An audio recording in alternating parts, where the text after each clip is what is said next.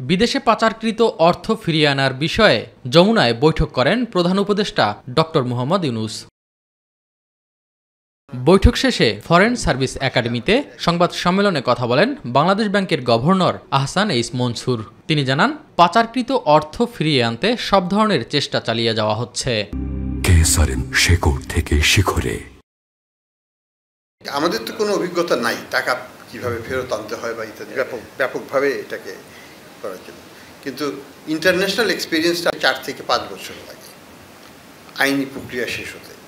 তবে এটার মধ্যে কিছু ইন্টারমিডিয়েট অন্তর্বর্তীকালীন কিছু ব্যবস্থা নেওয়া যায়, যেমন বিদেশে তাদের যে সম্পদ আছে সেই সম্পদকে ফ্রিজ করা যায়।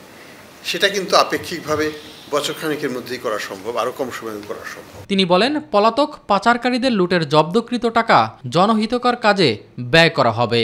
সেই ধরনের সম্পদ, সেগুলো যেটা ব্যাংকের সাথে যেটা কোলেটারালাইজড না, সেই প্রপার্টিগুলোকে তখন সরকার তাদের আরেকটা ফান্ডে নিয়ে জনহিতকর কাজে। এ ব্যাপারে আইনের সকল ধারা মেনেই কাজ করা হবে বলে জানান বাংলাদেশ ব্যাংকের গভর্নর।